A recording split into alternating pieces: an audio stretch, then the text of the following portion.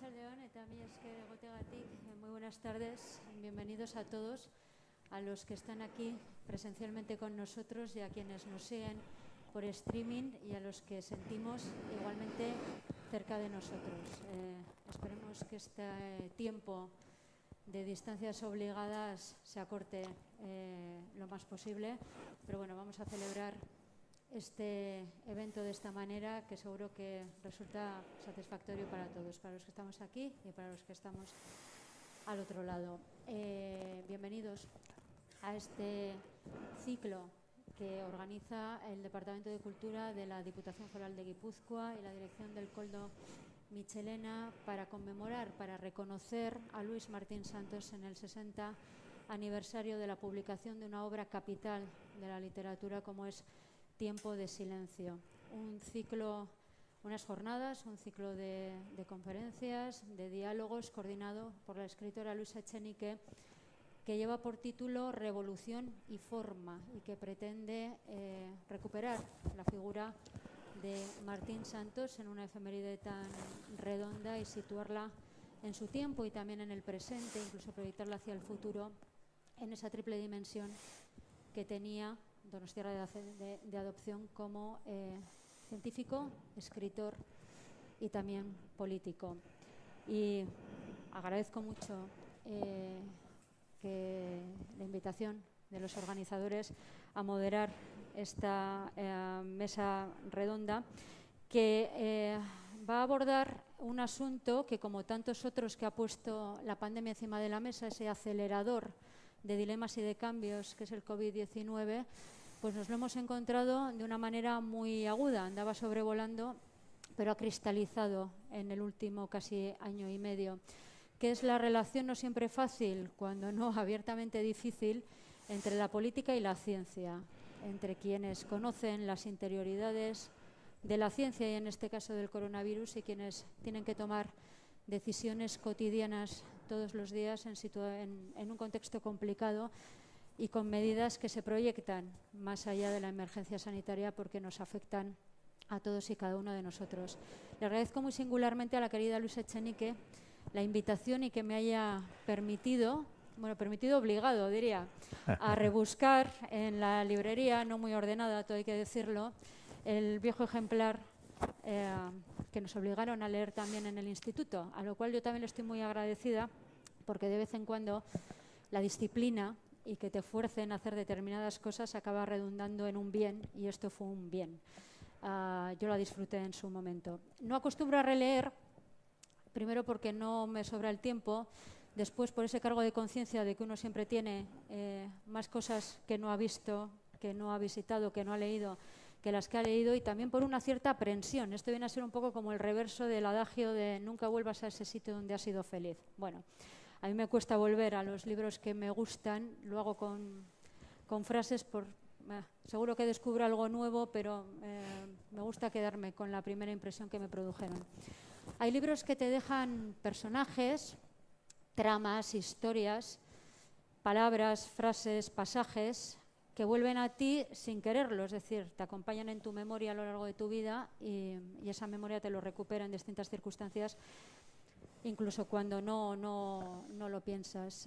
Hay otros libros que te dejan sensaciones y yo, volviendo a Tiempo de silencio estos días para preparar esta charla, pues a mí lo que me produjo fueron sensaciones. Fue una lectura difícil, no es un libro sencillo, es un libro perturbador y, como todo lo que resulta incómodo, pues acaba dejando un cierto pozo de zozobra. Podemos especular con qué habría sido de Martín Santos si no hubiera fallecido tan prematuramente en un accidente de tráfico. Hay quien dice que el Congreso Fundacional del Partido Socialista, de camino entre la dictadura y la transición en Suresnes, no habría sido igual si Luis Martín Santos hubiera estado vivo, que ese eje del socialismo andaluz y vasco no se hubiera decantado tan abiertamente hacia el liderazgo sevillano, sino que se hubiera inclinado quizás hacia el liderazgo vasco. Pero el asunto es que él no estaba, y yo sí creo que Tiempo de silencio, que ofrece un montón de prismas de lecturas posibles, es también un libro político. Y me atrevería a decir que a su autor le dolía su país, que le dolía esa sociedad carente de libertades, con penurias en lo material, pero también en lo intelectual, con una ignorancia muchas veces no buscada, pero a veces también buscada, y que yo creo que él intentó combatir con el conocimiento científico y también el conocimiento de la literatura y el compromiso cívico y político. De todo hablaremos en la hora que tenemos por delante. Habrá un tiempo para las preguntas, se lo adelanto ya, por si quieren ir preparándolas para formulárselos a nuestros dos invitados de excepción. Ella, Isabel Sola, navarra, de 1967. Sí. Ha dedicado su vida a los coronavirus. Luego nos dirá si es entre nosotros es una rareza, pero también si en su oficio es una rareza. A los coronavirus dedicó su tesis doctoral, su premiada tesis doctoral, después de licenciarse en biología por la Universidad de Navarra. A los coronavirus se dedican también las 3 patentes que tiene registrada como coinventora. Y a los coronavirus se dedica en estos tiempos pandémicos en el Centro Nacional de Biotecnología, que es el que está especializado en el tratamiento de este ámbito que hoy nos ocupa. Un centro que está a su vez, que pertenece al Centro Superior de Investigaciones Científicas, donde nuestra invitada lleva trabajando casi 15 años. Y él, Rafael Bengoa, caraqueño del 51, caraqueño supongo que por circunstancias familiares, es médico de oficio y especialista en gestión sanitaria. Es un reconocido asesor de distintos gobiernos próximos y fuera de nuestras fronteras, y también en distintos organismos. Trabajó durante 14 años en la Organización Mundial de la Salud. Saben ustedes que también lo hizo con la administración estadounidense bajo el mandato de Barack Obama. Y en 2009, después de ser considerado uno de los padres de Osakidetza, entró a formar parte, como consejero de Sanidad, del gobierno del Lehendakari Patxi López. Actualmente codirige el Instituto de Salud y Estrategia SA Health. Bienvenidos a los dos, muchísimas gracias por estar hoy aquí. Es un honor poder compartir esta mesa con los dos. Yo creo que podemos usar el tuteo, si os parece. Y la primera pregunta, para situar el debate, es si la ciencia tiene razones que la política no entiende, y a la inversa, si la política tiene razones que la ciencia no entiende. Bueno, yo creo que la ciencia y la política se mueven en distintos planos. La ciencia se hace preguntas sobre cómo funciona el universo y las responde desde la razón, con datos, con hechos. La política tiene que tomar decisiones que, desde luego, no deberían ser ajenas a la ciencia y deberían apoyarse en el conocimiento científico, pero es una situación más compleja en la que, además de las razones que da la ciencia, tiene que tener en cuenta otros muchos factores para ejercer el gobierno de una sociedad, en el que entran en juego la economía, la sociedad, las emociones, factores que no intervienen en la ciencia. Creo que deben ayudarse, deben complementarse entre ellos, pero no juegan con las mismas cartas, uno y otro. Cartas distintas, muy distintas, Rafael. Sí. Bueno, agradecer al Color Michelena, a la Diputación y a Luisa de estar aquí. A ver, la ciencia informa y la política decide, pero no ha funcionado esta vez. No ha funcionado todo lo bien que debería de haber funcionado. Entonces yo creo que es importante que, como va a haber más coronavirus, o ya nos dirás si va a haber más, y otros virus, es evidente que en esa interacción que nos preguntas, Lourdes, debemos estar dentro de 3, 4, 7 años en una mejor interacción entre las dos.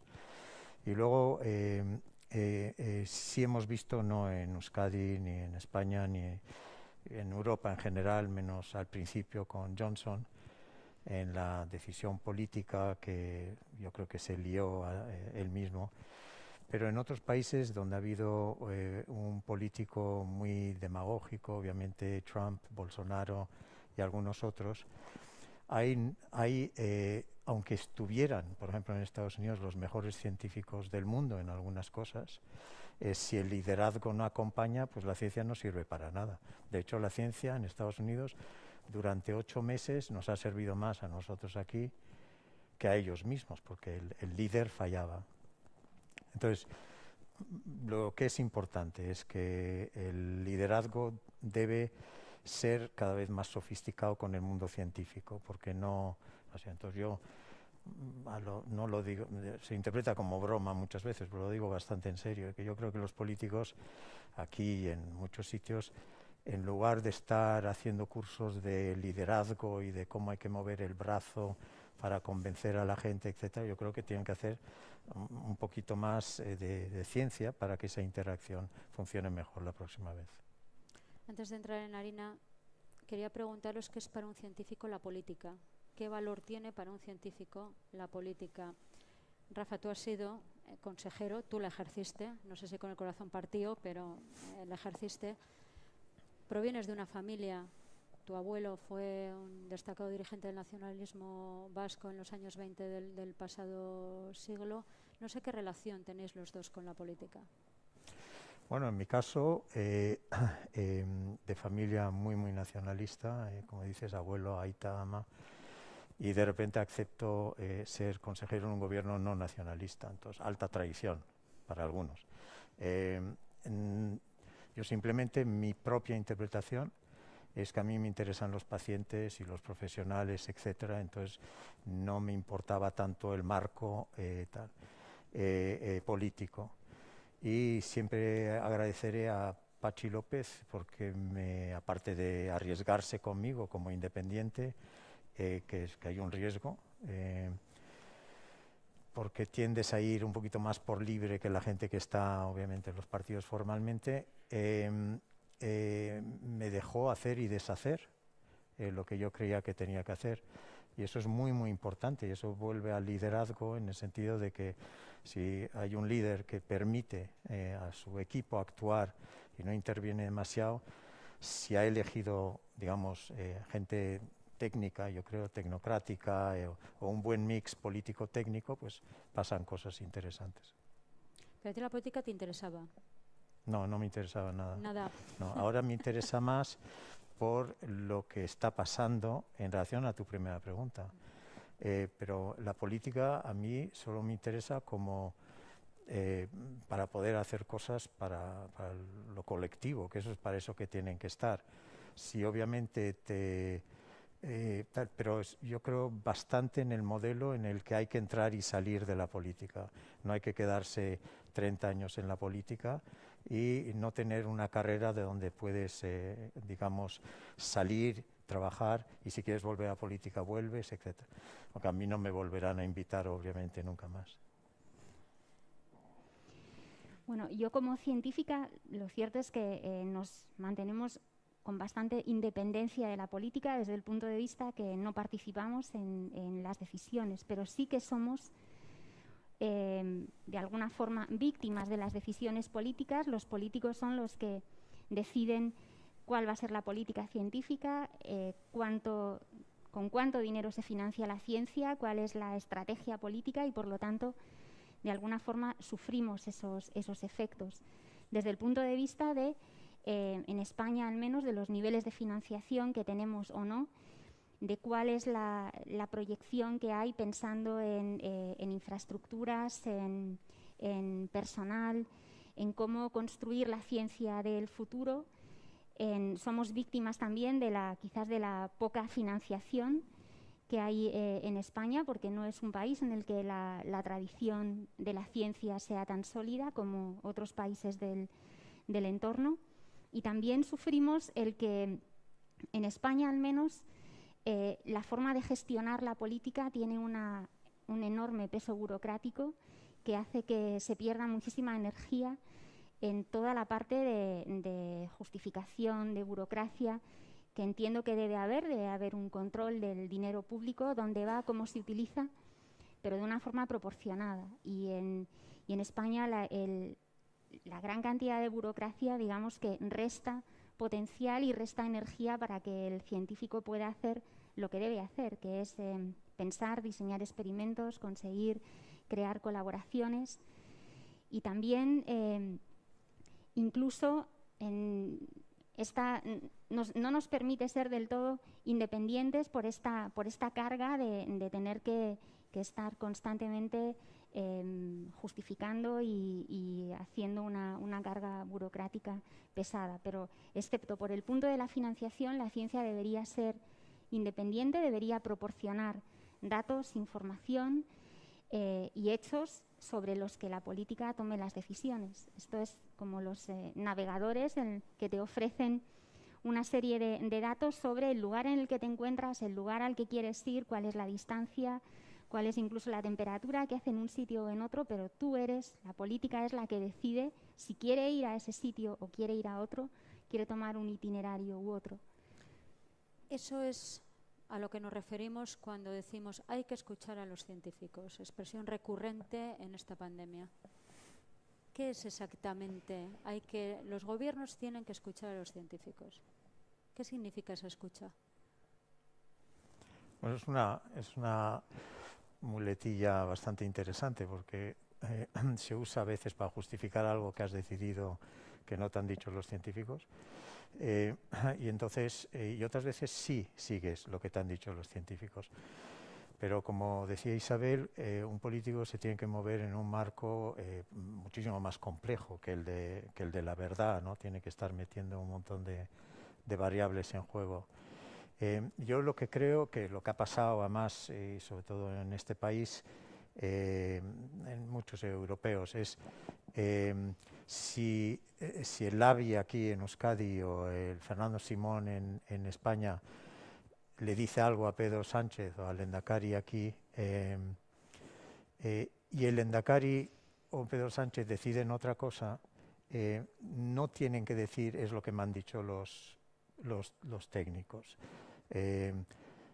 Tienen que decir he decidido otra cosa por estas razones y ser muy transparente. Yo creo que eso es donde está algo que yo creo que no ha ido del todo bien y yo creo que eso se puede corregir.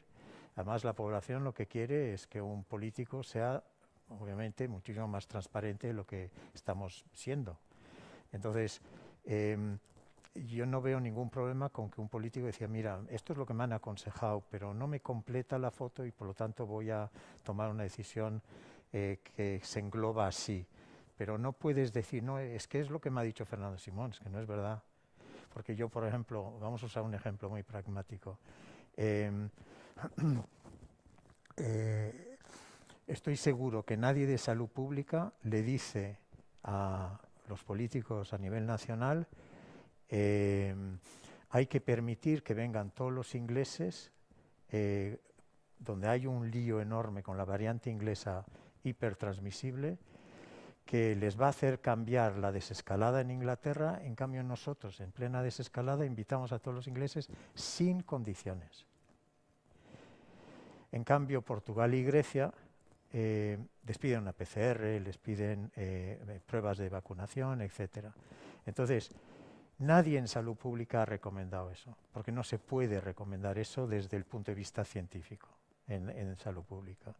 Entonces lo que tiene que decir es, mira, yo es que voy a jugar más al turismo que a lo que tal, quiero que ocurra un junio antes que julio, que es cuando me están recomendando que desescale de forma más fuerte, quiero y lo explicas políticamente, ya está, no pasa nada. Si la gente ya te puede entender eso y ya sabe que los políticos se mueven en una complejidad muy difícil. Yo creo que además puede haber dos puntos de desencuentro en esta comunicación entre ciencia y políticos. Uno de ellos es el factor, la incertidumbre en la que se mueve la ciencia. Muchas veces los datos disponibles son incompletos o son preliminares y no te permiten afirmar con certeza algo. Y un político, pues en ese caso, quizás en lugar de admitir la incertidumbre y añadir, nosotros interpretamos los datos del científico y le añadimos otros factores y finalmente hemos tomado esa decisión. Pues a veces esta incertidumbre se puede manejar desde un punto de vista que a lo que lleva es a la confusión y a trasladar mensajes que que no responden a lo que la ciencia ha dicho, sino a un mensaje pues, que puede ser interesado o sencillamente pues, que no ha tenido en cuenta todos los factores. Y el segundo factor es el de la inmediatez, que un político necesita tomar una decisión y la necesita tomar ya, porque tiene que resolver un problema de la sociedad. Y muchas veces la ciencia no tiene una respuesta inmediata, porque necesita un análisis de datos, reunir suficiente información como para poder dar una respuesta concluyente. Y si no tiene ese conjunto de datos, pues lo que puede hacer son hipótesis o aproximaciones. Y a veces desde la política o desde la sociedad se pide que haya respuestas que la ciencia no puede dar de esa forma con certeza o con inmediatez. Me parece interesante lo de la certidumbre. Quizás vivamos en sociedades que las necesitan, que necesitan certezas poco menos que absolutas, y esta pandemia ha dinamitado ese escenario, ¿no? Nos ha obligado a convivir con un fenómeno que nos ha hecho zozobrar a todos. No es fácil encontrar a un científico que diga trabajamos con la incertidumbre, no sabemos hasta dónde llegan y hasta dónde podemos asegurar los datos de que disponemos, y desde luego los políticos no se lo pueden permitir. No sé hasta qué punto es por la presión que ejercemos los ciudadanos o porque hemos creado un marco en el que no somos capaces de argumentar las cosas y solo transmitimos las aparentes certezas o camuflamos las incertidumbres, ¿no? Al hilo de lo que decía Rafa. Sí, la ciencia desde luego se mueve en el terreno de la incertidumbre, y ahí cuando uno dispone de datos suficientemente concluyentes, pues puede hacer una afirmación más sólida. Pero en el caso en particular de la pandemia, en el que los datos se han ido analizando a tiempo real, en el que hemos ido viviendo la situación también a tiempo real, pues la incertidumbre es algo que ha estado ahí y que sigue estando ahí y que debe reconocerse como tal. Uno puede hacer estimaciones o puede considerar que para interpretar un hecho hay varias hipótesis posibles, unas más probables que otras, pero se necesita muchas veces mucha investigación y muchos datos y tiempo, por supuesto, para poder dar conclusiones que sean sólidas. Y, por supuesto, los políticos no pueden dejar en periodo de espera la decisión que sea. De ahí que tienen que, bueno, pues, supongo que es una posición complicada, tienen que jugar con esa incertidumbre y finalmente ellos tomar la decisión y asumirla. Hombre, la ciencia está continuamente retándose a sí misma para buscar la verdad, digamos, con información, etcétera. Las ideologías, los partidos políticos no hacen eso, no están continuamente retándose. El PSOE, el PP, el PNV no se están retando ideológicamente para saber si realmente esa ideología tiene que estar cambiando de una forma muy, muy importante. Entonces, y eso es normal porque las personas que están en ese terreno ideológicamente se sienten seguras ahí y están, digamos, psicológicamente tranquilas ahí, porque eso te da identidad, te da tal. En cambio, en la ciencia se mueve en un terreno muchísimo más ambiguo. Entonces estoy de acuerdo, es que no está la ciencia diciendo yo sé toda la verdad. Ahora, volviendo a la realidad que hemos tenido, si la ciencia, Lavi, Fernando Simón, el que sea, dice algo, aunque no esté completamente sustanciado, lo que ha pasado, creo, mucho en nuestro país es que no había suficiente capacidad alrededor de las personas que estaban informando a los políticos. Es decir, los políticos han hecho muchas cosas, y en unas acertado, otras menos acertado, como he comentado. Pero un problema que creo que han tenido los políticos es intentar informarse solo con las estructuras que tenían dentro y no han invitado mucha ciencia de fuera. De hecho, a muchos de nosotros se nos ha pedido consejo, asesoría en otros países, pero no en el nuestro. Y eso es bastante interesante porque si nos vamos derecho al pensamiento único. Es Es decir, yo estoy cómodo con las estructuras que yo tengo y, por lo tanto, voy a controlar la información que sale y no quiero que los ciudadanos... Por ejemplo, Castilla y León el otro día, bueno, hace un mes, dijo, yo voy a publicar todas las actas de las decisiones que hemos tomado entre técnicos y políticos. Bueno, eso es transparencia. Me hubiera gustado eso aquí, en cualquier sitio. Eso está muy bien, porque entonces los ciudadanos pueden ir y analizar, pues mira, parece que sí, entiendo por qué han tomado la decisión y tal. Y en eso tenemos que madurar, porque es que en este país el disenso se confunde mucho con deslealtad, ¿no? Si tú le dices algo a un consejero, una consejera o al Lehendakari y dices, no, es que no estoy de acuerdo con lo que está, la decisión a la que estáis llegando, yo científico, eso es disenso, no estoy de acuerdo, pero no es deslealtad. Y entonces, pero enseguida te llevan al mundo de la deslealtad y entonces te sacan de esos circuitos. Y ahí hay un error que no cometen los anglosajones. Alguien me dijo una vez que hay un momento en el que los espías le acaban adecuando los informes a sus jefes. Que si ven que empieza a haber mucha colisión entre las advertencias que esos informes trasladan al presidente de gobierno de turno, como responsable último de la política de seguridad nacional, y empiezan a haber esos disensos, empiezan a hacerse muy evidentes, el espía acaba adecuando el folio, digamos, a lo que cree que su jefe quiere leer o quiere escuchar. No sé si ese riesgo me ha venido a la cabeza al escucharte decir que ha sido una gestión, te he interpretado, si te interpreto mal, corrígeme, que ha sido una gestión endogámica, científicamente hablando. Sí, es ¿no? pensamiento único. Pero fíjate la gestualidad. Si se corre ese riesgo, ¿no? De que al final los científicos se acaben adaptando, porque los datos también, bueno, ofrecen distintas interpretaciones, ¿no? Se pueden acabar adaptando a lo que consideran que quien tiene que tomar la última decisión va a necesitar o va a querer leer o escuchar. Eso sería un problema y eso va en contra del pensamiento científico, que lo que busca es, precisamente en lugar del pensamiento único, busca ese reto de analizar los datos o hacerse preguntas desde distintos ángulos que puedan dar respuestas complementarias y que coincidan unas con otras para poder concluir el hecho que sea.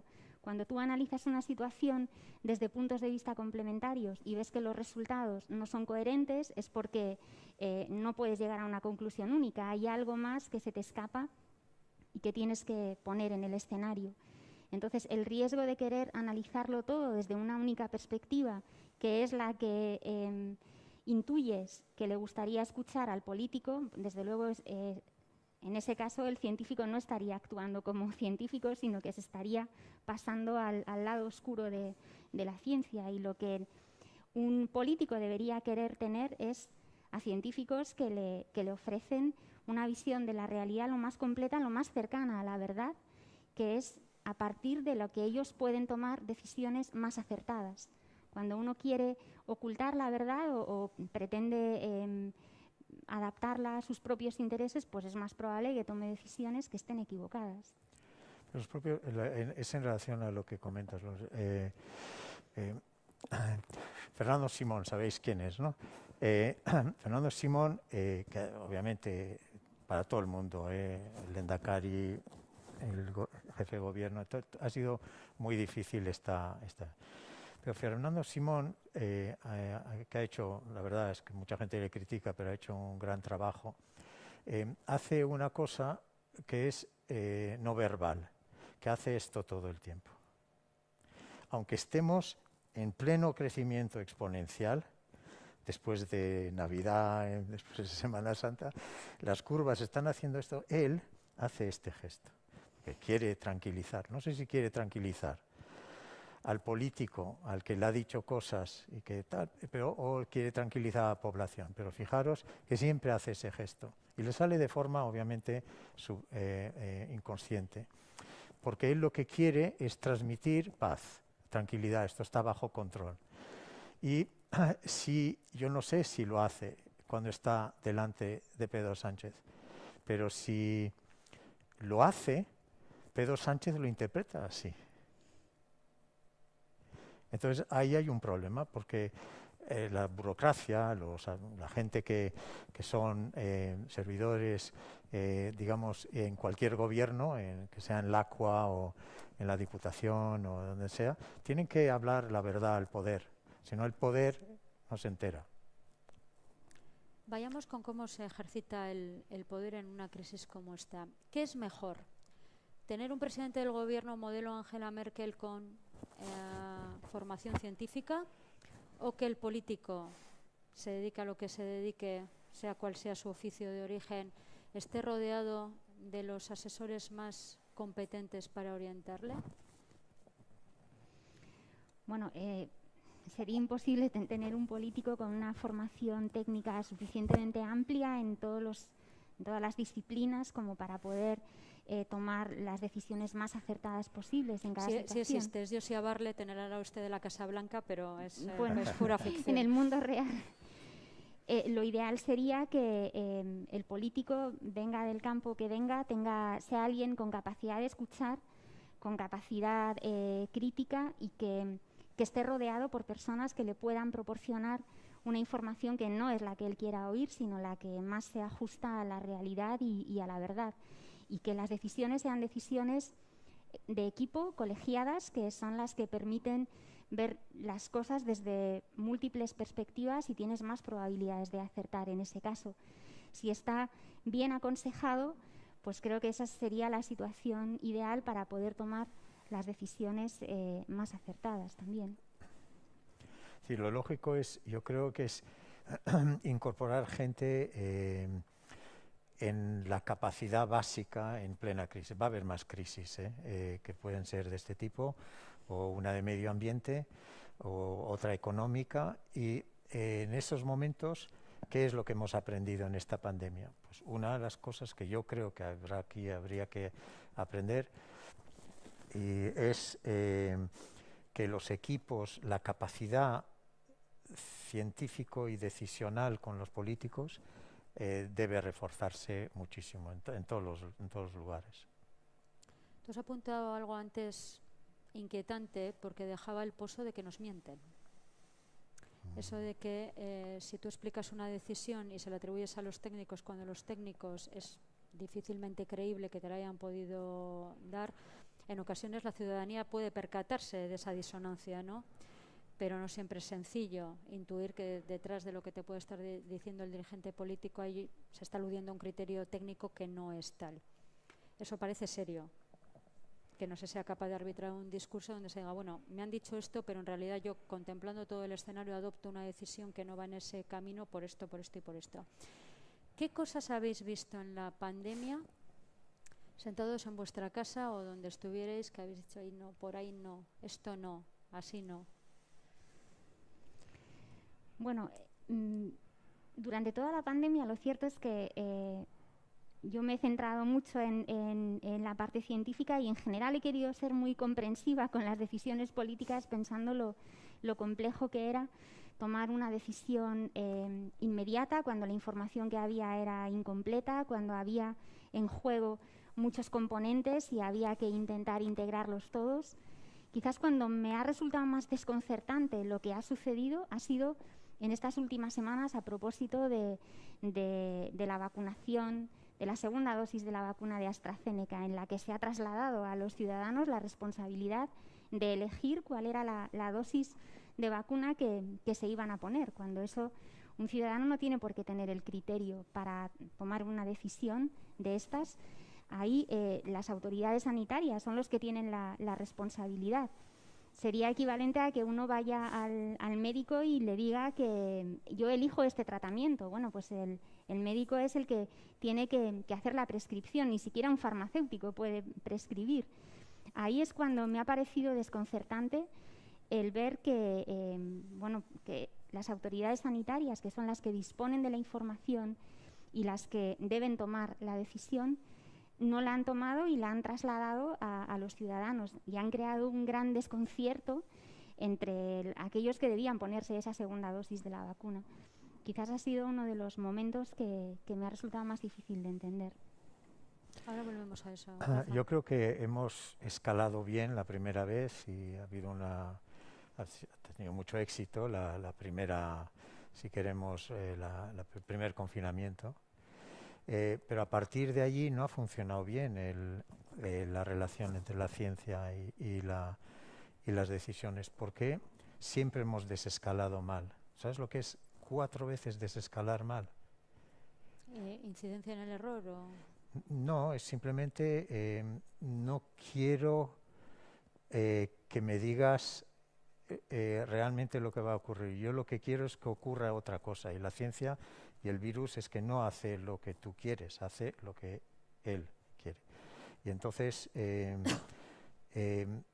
si la gente en la ciencia estaba diciendo no desescales de la forma en que estás desescalando en verano, tener cuidado con las navidades, podéis mirar en 10 personas diciendo tener cuidado con las navidades, tener cuidado, y no estar tomando decisiones como estaban tomando, y vuelvo a tu respuesta, aparte Merkel, pero sobre todo Jacinta Ardern en Nueva Zelanda o en Australia, en Singapur. Es decir, en todos esos países estaban haciendo un confinamiento rápido y duro. Pim, en una ciudad. En Donosti se declara mañana un poco la variante india, y tú ese barrio lo tienes que confinar. Ahora puedes jugar con, no, ya voy a ver lo que me dicen los datos dentro de 2 semanas. Entonces, si siempre estás esperando los datos, estás por detrás. Estás por detrás. Tú tienes que sobreactuar en salud pública, no infraactuar. El éxito viene de sobreactuar en salud pública. Y yo entiendo que no se quería hacer esos microconfinamientos rápidos de 2 o 3 semanas, pero eso es lo que tocaba en Navidad. Y al no hacerlo, hablo de final de noviembre, al no hacerlo, se te va otra vez la curva en forma exponencial con nuestro comportamiento en Navidad. ¿Se puede rebatir las voces que dicen es que no podíamos volver a ir a confinamientos porque, entre otras cosas, parte de nuestra actividad económica se va por el sumidero? ¿Eso se puede rebatir desde la ciencia, ese argumento? Bueno, yo te diría que los países que acabo de mencionar en Oriente están mucho mejor que nosotros ahora económicamente. Porque tomaron una decisión que es diferente a la europea. La peor estrategia, Bolsonaro, Trump y un poquito Johnson. Inmunidad de rebaño, rendirse al virus, un desastre. Y se ve. Estaba la segunda estrategia, la europea, convivir con el virus, un poquito de economía y tal. Y Oriente. Oriente, como han tenido más episodios de todo esto, tomaron una decisión muy simple. Si quieres que crezca la economía, salva vidas primero. Es así de fácil. Y eso es lo que habría que haber dicho en Europa. No hay que hacer la media estrategia que se está haciendo, sino hay que hacer una estrategia de aquellos países que llevan viendo episodios de estos desde hace mucho tiempo. Y el informe de la OMS ahora, por ejemplo, de la semana pasada, dice unas cosas muy interesantes. En la siguiente pandemia, coronavirus o otro virus o una bacteria, hay que presuponer que se transmite asintomáticamente. No vamos a esperar que la OMS nos diga que han reunido un grupo de expertos. En el Oriente presuponieron eso. Y al presuponerlo, todos mascarillas 2 meses antes que nosotros. Entonces tienes que anticiparte. Yo creo que esa debe ser una de las lecciones de esta pandemia, en el sentido de que las cinéticas de crecimiento del virus no permiten esa toma de decisiones intermedias en el punto medio entre el equilibrio entre la salud y la economía hasta la virtud. El virus tiene una curva de crecimiento que es exponencial, que es logarítmica, que no es el ritmo al que estamos habituados, que es un ritmo lineal. Y de ahí es crítico la intervención muy al principio, lo más rápidamente posible, porque es el punto en el que los niveles de virus que está circulando son menores y son aquellos que tú puedes controlar. Cuando permites en un periodo de tiempo corto que el virus siga creciendo al ritmo al que se transmite este virus o podría transmitirse cualquier otro, llega un momento en el que en unos pocos días aquello aumentado exponencialmente ya se escapa completamente del control. Y entonces esa intervención rápida en cuanto se detecta que hay un virus que se transmite de humano a humano pues hay que actuar a toda velocidad. Y precisamente los países que han tenido más éxito son aquellos que tenían experiencia previa en epidemias y que sabían de lo que estaban hablando y que, por lo tanto, no dudaron en cuál era la estrategia a la hora de intervenir. Y espero que todos los países que lo hemos sufrido ahora lo aprendamos para el futuro. Me gustaría volver a la polémica sobre AstraZeneca. ¿Qué hace el ciudadano de a pie cuando la OMS, la Agencia Europea del Medicamento, avala AstraZeneca a pesar de los trombos, cuando una cascada de países con distintos perfiles en los gobiernos adoptan la misma decisión de paralizar cautelarmente la vacunación,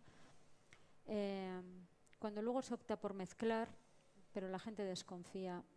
¿Cómo se podría haber evitado todo esto? ¿Se podría haber evitado de alguna manera? ¿Había una decisión que políticamente, no solo científicamente, hubiera sido más fácil de manejar?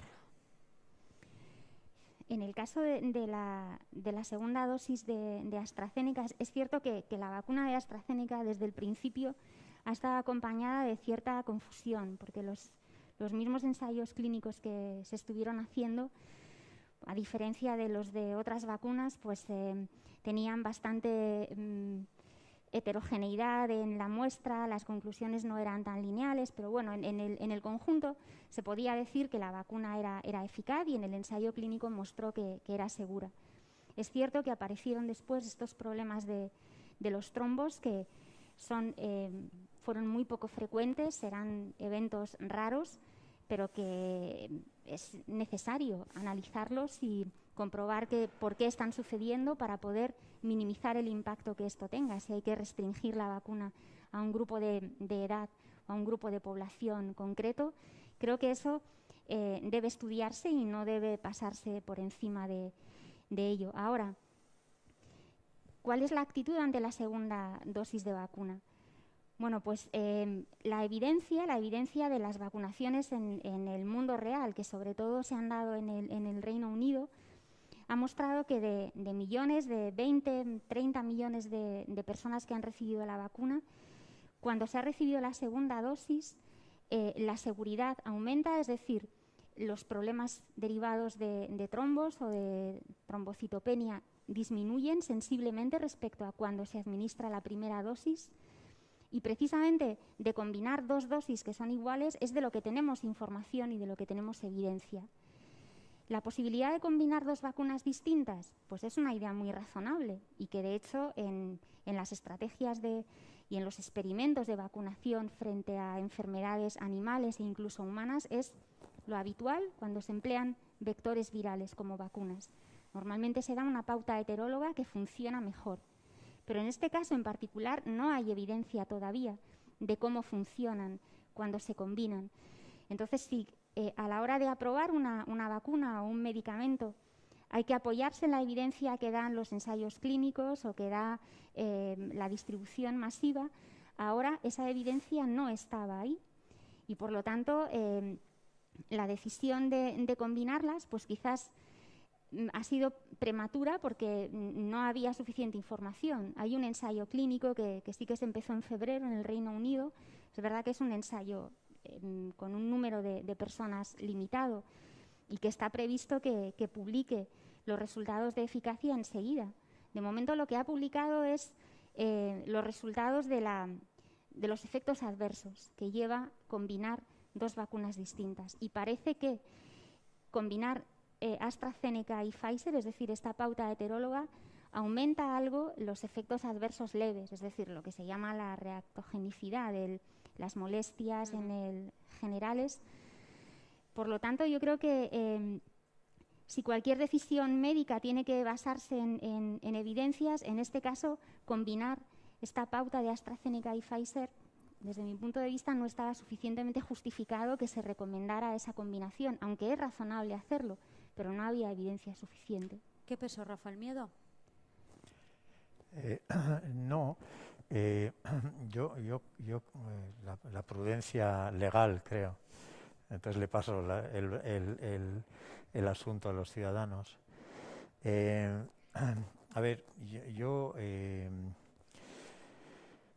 creo que si tú dudas mucho, como médico, siguiendo el ejemplo de antes, ante un enfermo y no tomas una decisión en algún momento, puede ser en cirugía o una decisión de lo que sea, tardas mucho, pues puedes desencadenar un problema muy serio.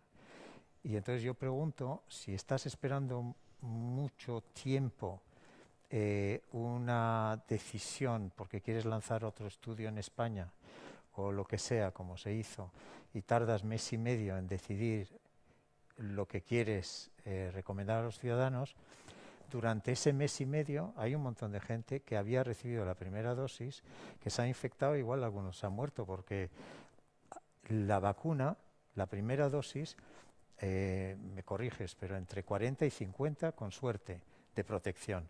Entonces tienes todavía un 50% de posibilidades de Es verdad que ya con ese 40% igual no tienes la enfermedad más grave, pero si te infectas y acabas hospitalizado, ¿cuántos ha habido de esos? ¿Cuántos ha habido? Porque tú has tardado mucho en tomar una decisión. Igual los científicos consiguen explicármelo. La prensa también carga con lo suyo, ¿eh? También hacemos autocrítica y tendremos que hacer autocrítica. Pero viene siendo un fenómeno recurrente en la pandemia y yo no termino de encontrarle una explicación. ¿Por qué el Lehendakari sale el domingo anticipándose al Labi, dando a entender que va a enfriar el levantamiento de las restricciones para decidir al día siguiente que alargamos el horario de los bares hasta medianoche? ¿Por qué ayer la ministra Darias dice vamos a sugerir prolongar el ocio nocturno hasta las 2 de la madrugada con una serie de condiciones, y antes de sentarme aquí he visto una alerta del periódico en la que decía que la propuesta de hoy ha sido exactamente la contraria? Restringirlo, levantar las mesas a las 12 de la noche. Yo les confieso que no termino de entenderlo, porque creo que hay comunicaciones que, bueno, pueden resultar ambiguas o confusas en virtud de las circunstancias, pero creo que otras son evitables, que la confusión es evitable. Entonces, como yo no me lo consigo explicar desde este lado, se lo pregunto a los científicos. ¿Hay algún científico que recomiende hacer estas cosas? No, pero es un buen ejemplo de lo que debería decir el Lehendakari o Pedro Sánchez o el que sea. He tomado otra decisión y este es mi razonamiento. Ser transparente. No estoy siguiendo exactamente lo que me están diciendo los científicos, primero porque no lo tienen, puede ser, completamente claro, lo de que si funcionan los toques de queda o no y tal. Y luego en Euskadi, bueno, ha habido obviamente una judicialización por el Tribunal Superior, como sabéis, en un momento en el que se dijo se pueden mantener abiertos los bares. Si sabemos que, y eso fue en contra del Lehendakari y del ABI, entonces sabemos que el 30% de las infecciones ocurren en espacios interiores y dentro de todos los espacios interiores hay una jerarquía y los peores son los bares y la restauración interior. Luego están las tiendas, los coles o lo que sea. Entonces, si eso es así, ¿por qué un juez no se informa? Porque a ese juez solo hacía falta decir, mira, estás a punto de tomar una decisión y te voy a decir que el 30% de las infecciones vienen de dentro de los bares. Por falta de ventilación, todas estas cosas que conocemos. Entonces, si tú decides eso, estás creando una situación de diseminación. Entonces no me meto con la parte jurídica, porque es en la que se apoyó. También dijo que los que hemos estudiado epidemiología pues hemos hecho un cursito, etcétera, rápido de 10 minutos. Pero él ni siquiera ha hecho el curso de 10 minutos, obviamente. Entonces ha habido un problema de judicialización cuando no debería haber. Eso está en manos del Lehendakari. Sí, yo creo que se puede correr el riesgo en estas decisiones inexplicables o difíciles de explicar, de tomar un día una decisión y al día siguiente la contraria, a menos que haya un dato nuevo que se puede comunicar y con esa información se ha dado un giro a la decisión, si no es complicado de entender, porque se dice un día una cosa y al día siguiente otra completamente diferente. Pero se puede volver a correr el riesgo en este momento de una desescalada, una vuelta a la normalidad que a lo mejor es demasiado precipitada, porque estamos viendo que los datos de incidencia acumulada van por buen camino, que la situación, la vacunación está produciéndose de una forma pues a bastante buen ritmo, y eso está inmunizando a la población y nos está protegiendo de que el virus se transmita, pero todavía el porcentaje de personas vacunadas que tenemos pues está en torno al 20%, no es suficiente como para que eso pueda contener la transmisión del virus. El tomar decisiones que quieran, pensando en el verano, pensando en la economía, en el factor que sea, decisiones demasiado liberadoras de los movimientos, de la transmisión del virus, puede volver a ser un peligro que haga que el virus vuelva a tomar el control. La cuestión es si los ciudadanos queremos escuchar también a nuestros científicos, porque podemos volver al ejemplo de Angela Merkel. Todo el mundo la elogia, pero luego no queremos escuchar probablemente la crudeza de los mensajes. No sé si como sociedad estamos preparados para asumir una ciencia y una política que nos digan la verdad crudamente. Que digan, esto es lo que hay y con esto tenemos que jugar. Bueno, yo creo que los ciudadanos todos estamos cansados de la pandemia, y esto es humano y es comprensible. Pero esto no cambia la realidad de que mientras el virus esté ahí, mientras tenga personas que no están inmunizadas, a las que puede infectar, en las que puede ir transmitiéndose de una a otra, puede ir cambiando porque no hay resistencia en aquellos que no están inmunizados, pues el peligro sigue en movimiento. Entonces, el querer negarlo, por muy cansados que estemos, pues no soluciona el problema. Vamos por buen camino, el mensaje es esperanzador, desde luego. Tenemos afortunadamente vacunas que son muy efectivas. Ahora el ritmo de producción y de distribución de vacunas es un buen ritmo. Creo que es una cuestión de paciencia, quizás. Ahora ya vemos el horizonte y ese horizonte pues tiene luz. Ahora es cuestión pues de seguir un poco, de ser constantes y de tener un poco más de paciencia. Todos los que estamos aquí, todos los ciudadanos, tenemos un sesgo psicológico que se llama el sesgo a la normalidad. Entonces, queremos volver a la normalidad. Entonces, si el jefe, el Lehendakari o el presidente nacional dice esto se ha acabado y podemos volver a la normalidad, pues obviamente todo el mundo eso es lo que quiere oír. Pero lo que pasa es que eso no era el mensaje que había que decir.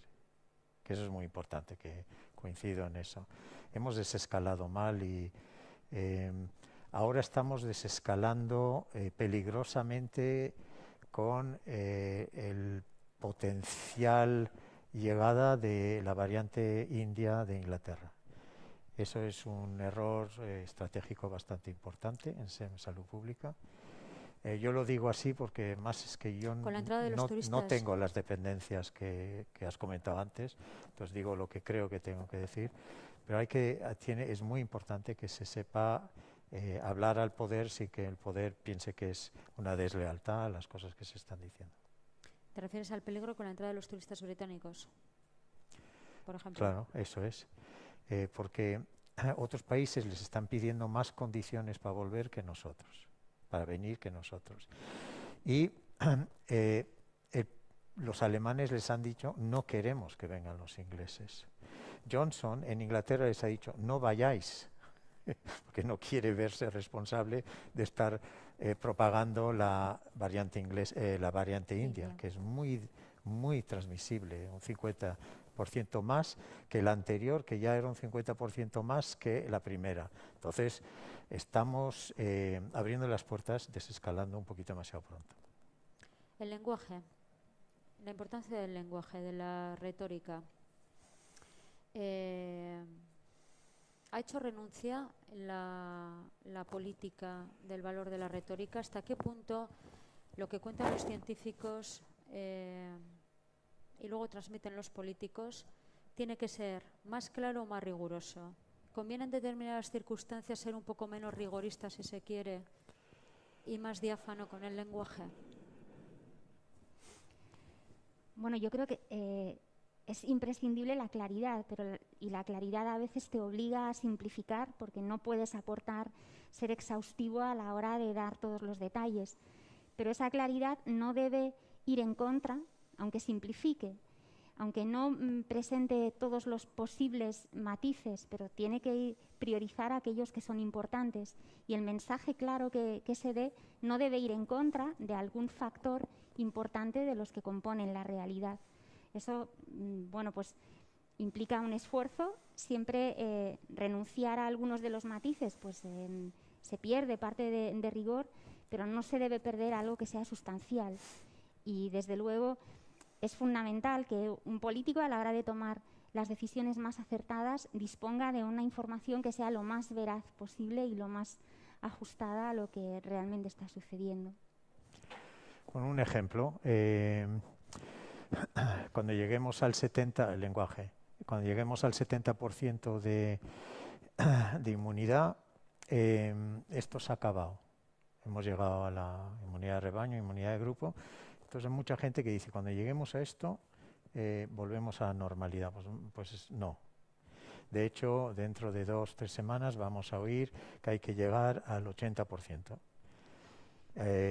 o al 85%, o hay que inmunizar a todo el mundo, dependiendo de las variantes que nos vengan. Y entonces tiene mucha importancia, obviamente, vuestro trabajo de comunicación. Y yo creo que durante 1 año y medio lo que hemos estado haciendo es un trabajo de comunicación parecido al vuestro, traduciendo cosas para que se puedan...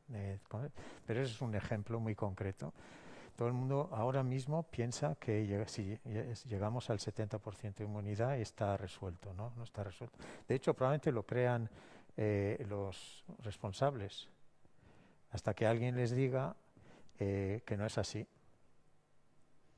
Sí, es cierto que con ese porcentaje, alguna vez que me lo han preguntado, no es una cifra mágica, que una vez que se alcanza ese porcentaje ya el virus ha desaparecido y el problema también, sino que el 70% se ha dado como una estimación, pero depende, esto se calcula mediante una fórmula y esto depende de cómo de transmisible es el virus. Cuanto más transmisible, mayor es el porcentaje. También esa es una estimación que se hace cuando una vacuna es efectiva al 100%. Cuando no lo es, y tenemos vacunas estupendas, pero no todas ellas tienen una efectividad del 100%, el porcentaje también aumenta. Es decir, que tenerlo como un número mágico en que en cuanto lo alcancemos ha desaparecido el problema, bueno, el problema se habrá resuelto en parte, no estaremos en la misma situación que estábamos hace meses ni en la situación que estamos ahora. Habrá habido una mejora muy significativa, pero no va a ser un momento mágico de transición ya de vuelta a la normalidad de hace... Pero si lo seguimos diciendo... Pero ese clavo está fijado en la pared, eso es así. Sí, es decir, el mensaje ha calado y vosotros estáis dibujando en esta charla un cuadro de incertidumbres, las que conocemos, pero también nuevas que pueden llegar, que no es lo que se está manejando en el contexto, sobre todo a raíz del levantamiento del estado de alarma. Por eso es nos decir, has invitado, parece que hay un calendario fijado donde, bueno, pues para otoño igual ya estamos hasta sin mascarillas. Es decir, y eso está fijado. La gente se ha cogido el clavo con su martillo en su casa y ha dicho esto. Sí, pero no quiere decir que no puedes ir relajando restricciones, ¿eh? Incluso yo creo que dentro de un mes se pueden quitar las mascarillas en exteriores. En La Concha no veo por qué alguien en la playa va a estar con mascarillas tal, pero en interiores va a hacer falta continuar con mascarillas, eso está claro. ¿Cómo encajan los científicos que les lleven la contraria a ellos?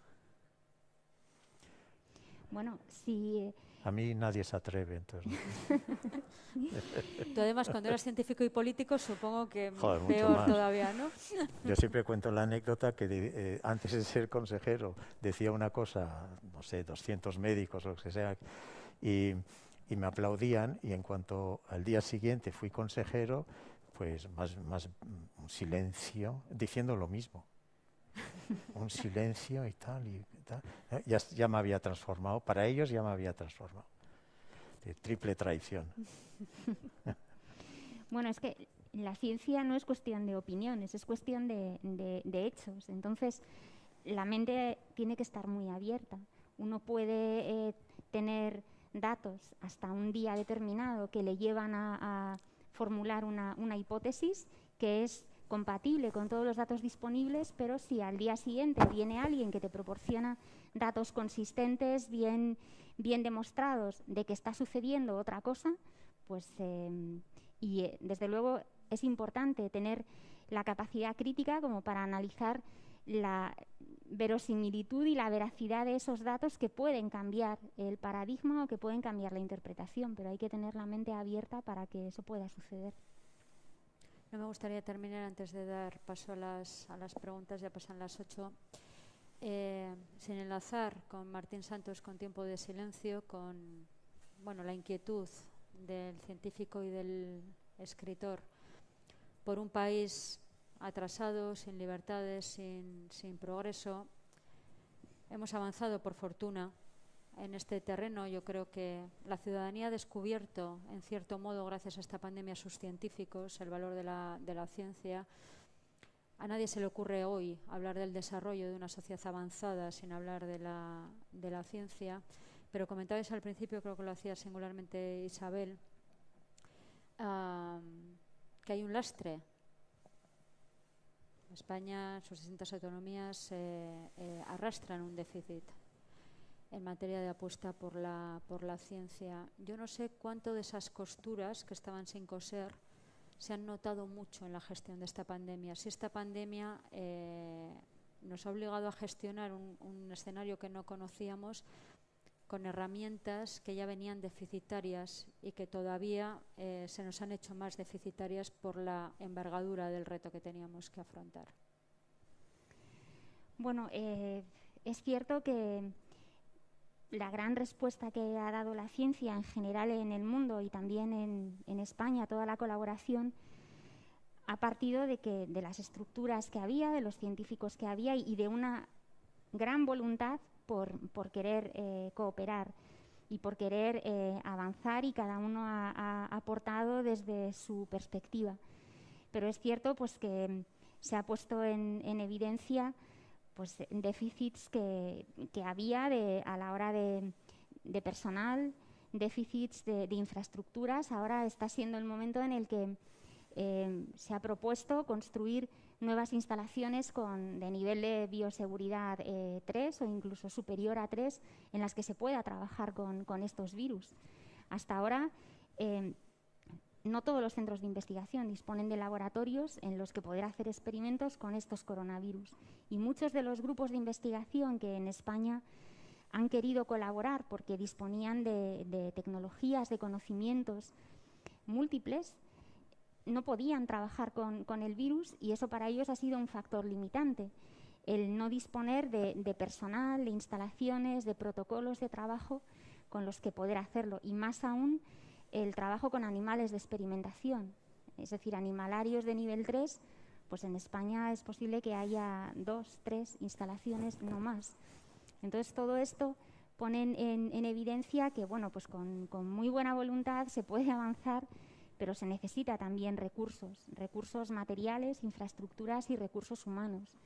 Y esperemos que la pandemia haya sido también una oportunidad para que se incremente la inversión en ciencia y en enfermedades infecciosas que durante bastantes años no han sido prioridad en investigación. Ha habido otros campos que un poco han recibido más interés, de neurociencias o cáncer, que son áreas muy importantes, pero también las enfermedades infecciosas ahora han tomado un protagonismo que antes no tenían. Ya para relacionarlo, como comentas, con Santos, Martín Santos, el tema de desigualdades se ha visto obviamente en la España actual. Él hace más de 40 años. La denuncia es prácticamente igual. Es decir, andamos mal en desigualdad. Es decir, hablando con, yo sé que por ejemplo Idoia, imagino Idoia Mendia y el Lehendakari, cuando están pensando en el tema de la economía, están diciendo, bueno, pero si estoy cerrando todo el tiempo, pues voy a crear desempleo, eso va a ser las personas que pasan a un nivel peor, digamos, a nivel de economía doméstica y es un desastre en términos de igualdad. Entonces necesito compensarlo con ayudas o lo que sea. Pero lo que es importante es que hemos visto las desigualdades y la más cruenta, las residencias. Digamos, yo creo que tenemos que hacer algo rápido con el modelo de residencias. Y hay una cosa que hemos propuesto en la Diputación de Vizcaya, pero ahora en Inglaterra, en un informe, que es algo muy práctico. Es decir, no estamos diciendo que no acabe nadie en una residencia, estamos diciendo que podemos extender con las tecnologías de hoy, sobre todo el ámbito digital y los recursos humanos que tenemos, que las personas se queden en su casa 5 años más. Se puede. En lugar de que una persona a los 75 años automáticamente derive hacia una residencia, podemos hacer que sea a los 80 años.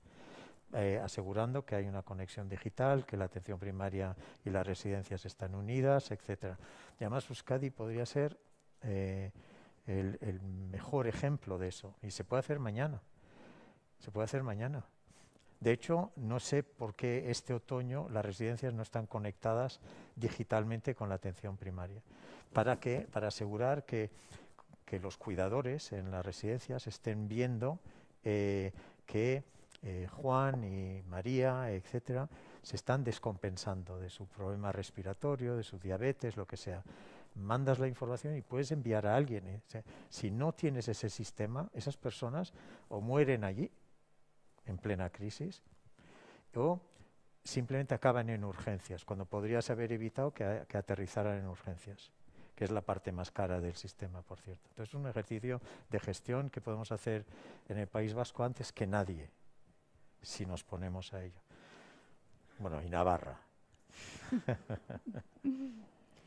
Lo que nos obligaría quizás a organizar otra mesa sobre cómo enlazamos la ciencia con los cuidados, con la humanidad de los cuidados. Preguntas, seguro que las hay. ¿Cómo hacemos? Mano alzada y hay un micrófono. Vale, pues sí, yo creo que pueden ir levantando la mano.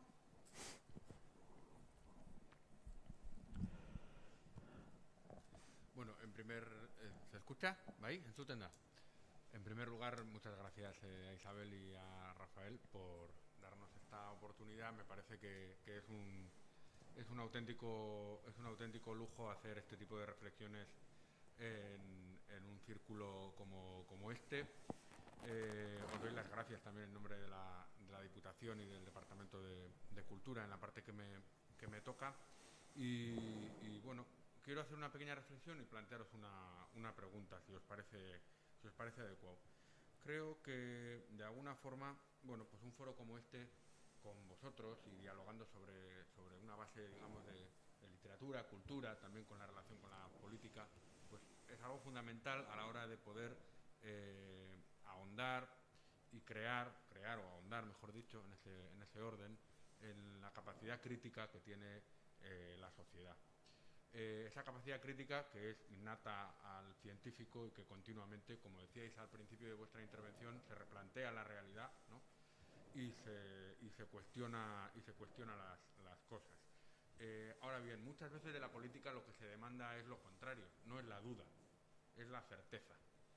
Y creo que mientras la sociedad también demande de la política esas certezas, siempre habrá ese tipo de incomunicaciones y errores, porque considero que, por ejemplo, un valor como la honestidad, que es lo que mencionabas tú, ¿no? Que alguien de manera honesta diga, bueno, pues esto es lo que me han recomendado, me parece incompleto, lo he complementado con este otro tipo de criterios y esta es mi decisión. Eso es honestidad, ¿no? Pero, bueno, creo que a veces se le pide a un político tomar decisiones audaces, claras, rápidas, y eso pues a veces está reñido con lo que planteaba al principio, ¿no? Entonces la relación me parece compleja. Y terminando, para no enrollarme, lo que sí quería, vengo escuchando la intervención y tengo en mente la siguiente cuestión, y es, en vuestra opinión, ¿la ciencia tiene ideología o no tiene ideología? Porque esto es una cuestión que siempre se plantea muchas veces en esta relación, sobre todo también con la filosofía de la ciencia y demás, pero parece como si no tuviera, ¿no? Como si los científicos relataran la realidad de una manera totalmente inocua, y bueno, esto no ha sido así. A lo largo de la historia ha habido ciencia al servicio de las ideologías, ideologías al servicio de la ciencia, y es una relación que yo creo que ha faltado un poco, y os pediría una reflexión en ese sentido. Esa es difícil, entonces. Bueno, los científicos tienen su ideología, son personas y cada uno tendrá su propio pensamiento, su forma de entender la vida y sus propias ideas, pero la ciencia, para que avance, tiene que estar libre de prejuicios, precisamente porque lo que busca es la verdad. La verdad a veces no es lo que uno espera, sino que a veces se encuentran lo que sucede va en contra del pensamiento anterior, de las suposiciones, y de ahí viene el que el científico tiene que hacerse preguntas, tiene que diseñar experimentos que sean neutros y que le permitan obtener cualquier respuesta que concluya con lo más cercano a la verdad, que es lo que está sucediendo. Cuando uno va con prejuicios, pues se le escapan cosas, porque con tu sesgo diseñas un experimento, te haces una pregunta que va dirigida a responder lo que tú quieres encontrar como respuesta y no otras cosas que pueden ser la verdad. Entonces hay que intentar desprenderse de cualquier prejuicio y abrir la mente para poder encontrar respuestas que no son las que uno espera. Si no, la ciencia no avanzaría gran cosa, porque no nos iríamos siempre por el camino que uno predice a partir de lo que ya sabe. Pero la posibilidad de encontrar cosas inesperadas que se han encontrado, pues sería muy complicado hacerlo. Sí, yo estoy de acuerdo, no tengo más. Yo tenía es demasiado difícil. La tenía escrita, no la he hecho. El reverso de esa pregunta era si se hace ciencia lo mismo con gobiernos de izquierdas y de derechas, o de centro en su caso. Hombre, a ver, volviendo al tema de desigualdades, es evidente que la izquierda está más orientada a contraatacar las desigualdades, eso lo ha hecho siempre. O centro, socialdemocracia, lo que sea. Yo creo que esta mañana he estado oyendo que Biden, que obviamente representa el país hipercapitalista, está intentando dar forma a un capitalismo más humano. Y ya era hora. Entonces eso es bienvenido. La forma concreta es hacer que las grandes empresas estén de todo el mundo, las tecnológicas, pero también las nuestras, BBVA, Banco Santander, lo que sea, estén pagando más impuestos de los que están pagando ahora, porque ahora se están librando con ingeniería fiscal de muchas cosas. Entonces eso yo sospecho que lo hace un gobierno de izquierdas ahora en España, y no es algo que necesariamente creo que no haría un gobierno de derechas, así de simple. ¿Y eso qué quiere decir?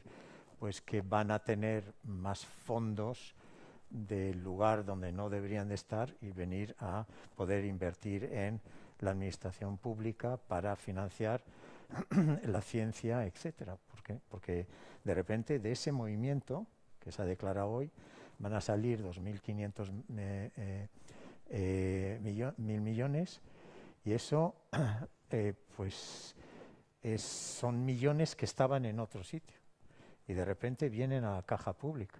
Eso nos va a permitir, por ejemplo, ¿por qué no?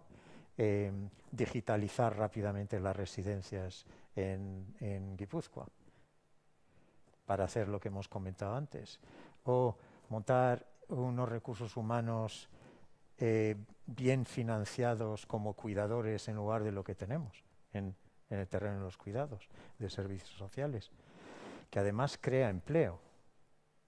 Entonces, esos win-win es que no los tenemos agarrados. Entonces, me he enrollado un poquito porque creo que es muy actual, que ahora es una buena oportunidad para empezar a caminar en una dirección un poquito económicamente más constructiva. Luisa tenía una pregunta. Hay una al fondo, ¿te parece? Mientras llega mi comentario último, era un comentario ideológico, no científico. Y aunque no te gusta la política, no te interesa. Me parece un poco, ¿no? Bueno, viendo cómo estamos y cómo habéis comentado que estamos, o sea, habéis explicado que estamos peor de lo que creemos o peor de lo que se nos dice que estamos. Esa es la conclusión que estamos sacando. Los políticos dicen un mensaje, digamos, más positivo o benevolente de la realidad, ¿no? Mi pregunta es entonces, quizá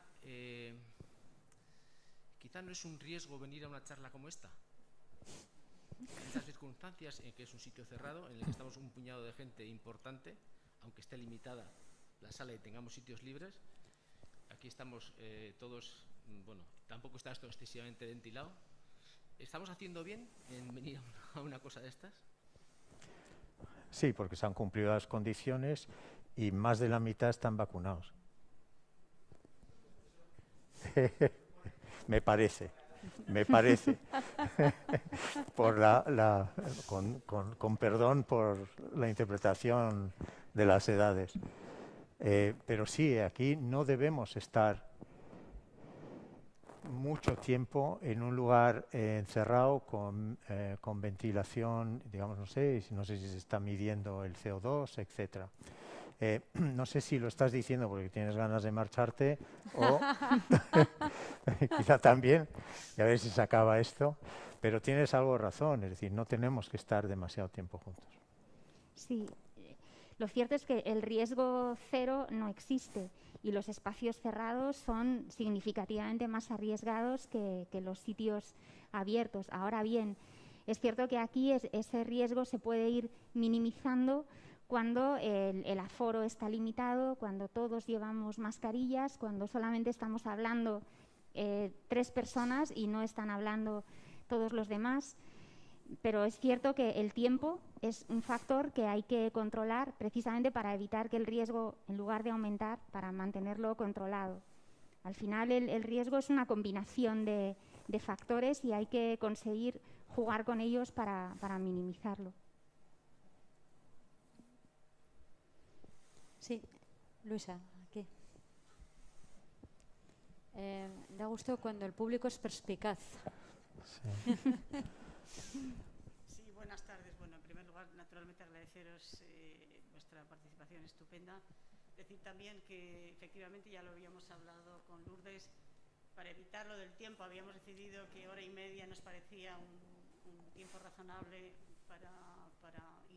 y en fin, digamos, seguro para estar, no prolongar excesivamente. Si hubiera alguna pregunta podríamos estar un poco más, pero bueno, esa era un poco la pauta. Mi pregunta y mi reflexión tiene que ver, hemos llamado ciencia y política, pero yo creo que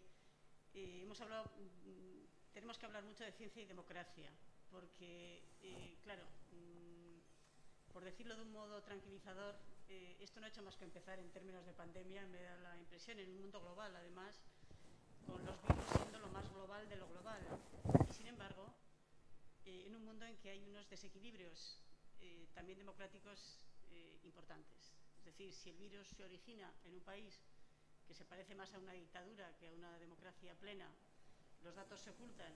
Si resulta que organizaciones internacionales tienen posibilidad de aconsejar, pero no de decidir, si estructuras supranacionales como la Unión Europea finalmente toma decisiones de manera local o de manera nacional, no estamos condenados a padecer siempre las futuras pandemias más o menos en las condiciones en las que estamos mal llevando esta. No, vamos, la OMS va a tener más dientes. Se está decidiendo estos días para que la Organización Mundial de la Salud, Banco Mundial y otros, pero sobre todo la OMS, tenga más capacidad de intervenir sobre un brote aunque no quiera el país. porque eso es lo que ha pasado aquí. Es decir, no, es que hasta que no me dejen entrar los chinos, pues no te enteras. Entonces pasan 2 meses y el virus está dando. Entonces, la OMS además va a estar monitorizando, esto es en otra comisión, que es la comisión Monti del ex primer ministro italiano, pero la OMS va a estar monitorizando si un país está preparado para la siguiente pandemia o no, que es bastante importante, que va a haber como unos ojos exteriores diciendo España está preparada o no está preparada, porque no tiene los laboratorios listos, no tiene las PPEs que hacen falta, no ha reforzado la salud pública y la atención primaria, etcétera, etcétera. Entonces, desde fuera va a haber un impulso, y la Unión Europea también, que obligue a los Estados a estar mejor preparados, aunque no quieran. Lo que no estoy seguro es si el nuestro quiere o no ahora mismo, pero sí, aunque no quiera, va a haber algo de fuerza exterior. Sí, esperemos que entre las lecciones que se han aprendido de la pandemia, que no sean simplemente una declaración de intenciones de hemos aprendido estas lecciones, sino que luego se ejecute algo. Una de las lecciones positivas que sería bienvenida es que estos organismos supranacionales tengan una mayor capacidad de intervención. Pero luego también localmente los virus no se ven ni anuncian vamos a llegar en algún momento, sino que la vigilancia epidemiológica, el que se haga una vigilancia activa, de forma que se pueda identificar lo antes posible que está apareciendo un virus emergente de alguna familia conocida. Hay herramientas científicas y tecnológicas como para poder en los hospitales hacer PCRs o hacer diagnósticos de múltiples virus en una reacción relativamente sencilla. En todo esto se debería trabajar y se deberían implementar. Yo a veces veo con tristeza cómo en algunos hospitales, y hablo de lo que conozco ahora un poco más, que es Madrid, algunos hospitales de Madrid, quizás no son todos, hospitales de tamaño medio, no tienen a su disposición técnicas tan sencillas como una PCR para poder hacerla rápidamente y poder identificar, confirmar un diagnóstico y poder poner un tratamiento lo antes posible, sino que tienen que recurrir a un organismo de referencia como el Carlos III, que la respuesta que tiene puede ser menos rápida de lo que sería deseable, como conocimiento y técnicas científicas que están ya muy establecidas, que son sencillas. ¿Por qué no se benefician los ciudadanos de una forma rápida y directa en los hospitales a los que acudan? Para poder precisamente hacer esta vigilancia y poder tener la información lo antes posible. Y espero que sirva de algo todo lo que hemos vivido y que estas cosas vayan mejorando.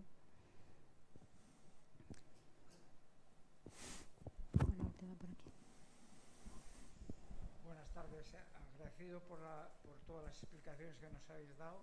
Me llama la atención y me sorprende, por una parte, con todas las experiencias que estamos teniendo y que hemos tenido a lo largo de todo este tiempo y todo lo que nos estáis comentando los científicos continuamente, parece que no aprendemos nada.